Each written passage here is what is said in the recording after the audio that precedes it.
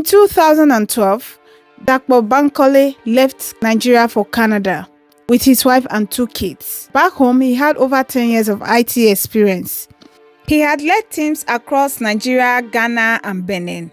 He arrived Canada, hopeful, ready to continue his career. But Canada had other plans. He applied for jobs, analyst, project manager. The feedback he got, you need Canadian experience. How do you get Canadian experience if no one gives you a chance? And Dapo, he did what many immigrants do to survive. He took on survival jobs, which, by the way, do not contribute to your professional Canadian experience. He did call center work by day, grocery store clerk by night, and cargo handler on the weekends, all to support his family while his professional skills sat unused. This is the reality of many skilled immigrants in Canada. Why is it so hard for professionals coming from Nigeria to find jobs here in Canada? Let's break it down. You need Canadian experience. This sounds harmless, but it shuts doors. In Nigeria, you studied, you worked, you delivered results.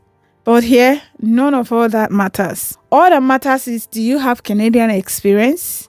Canadian employers want to see that you've worked in the system, that you understand the Canadian workplace culture. But how are you supposed to prove that without getting a chance to work in Canada first?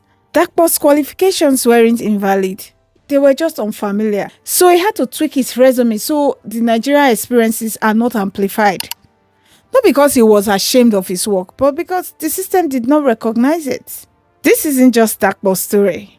Many immigrants face the same cycle. The comment under Dapo's TED Talk shows that lots and lots of immigrants are still going through what Dapo went through.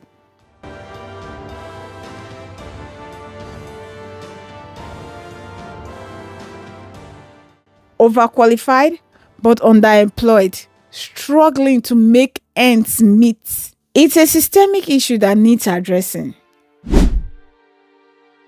It's not just about experience. What of accents, names, and assumptions? A Nigerian walks into an interview fluent, qualified, but the moment they speak, you can feel the shift, especially in customer-facing roles like call center, reception, client service. You hear, "Can you repeat that? Sorry, we're looking for someone with strong communication skills." Sometimes it's about clarity, but a lot of time, it's about perception. Some Nigerians even have to shorten their name or completely change it on their resumes just to get past that first filter, to show them what you got. Like, give me a chance, let me show you what I can do. It's not always about what you say. It's how Canadian you are expected to sound when you say it. Even in workplaces, sometimes you hear stories of colleagues trying to correct the accents of their non-Canadian colleagues.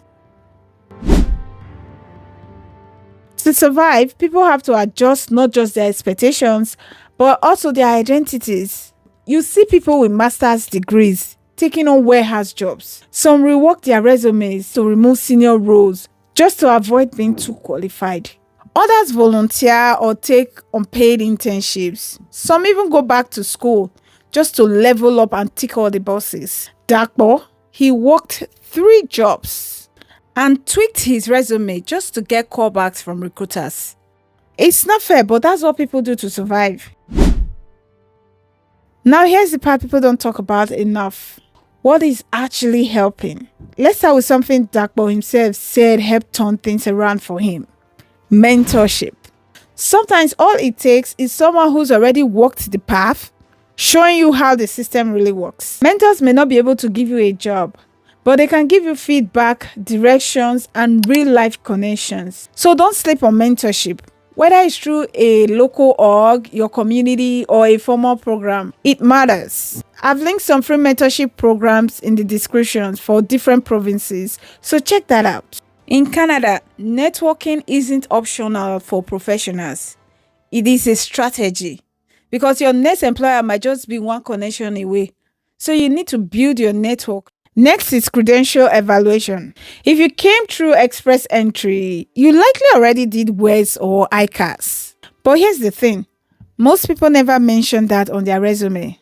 If where it says your degree is equivalent to a Canadian bachelor's, say it. Put it on your resume, LinkedIn, or your cover letter. Make it clear. Then there's government jobs. Yes, the process is slow. The application feels like you're submitting your entire life's history. But government roles are more immigrant friendly and they recognize equivalent credentials. So if you're playing the long-term game, it's worth it. Check out the government of Canada, the government of your province, and even your city. Finally, certifications. More newcomers are using platforms like Coursera to build credibility before and after they land. Courses from Google, IBM, and Mentor, practical, recognized, and affordable. You can even start them while you're still in Nigeria. I've taken one of those courses on Coursera myself, and to be honest, I did not finish it. But even just a few modules I completed increased my LinkedIn visibility. So imagine what completing the full thing could do for someone starting fresh. Right now, I've just linked to a few of the programs directly. In the description, you also find Government of Canada Job Portal and free mentorship programs by province. Use what works for you. Getting a job in Canada as an immigrant is tough. Not because you're not good enough, but because the system wasn't built with you in mind. But there are ways to prepare smarter. There are tools, there are strategies, there are people who have done it and are still doing it. So if you are having difficulty with finding work in Canada, check out the links in the description. Some are free and some are paid. No pressure, just options. Because this series isn't about sugarcoating or scaring anybody. It's just for us to tell ourselves the truth and help ourselves out any which way we can. Thanks for watching. If this resonates with you, consider subscribing. Let's keep building a community of empowered Nigerians at home and abroad. Bye.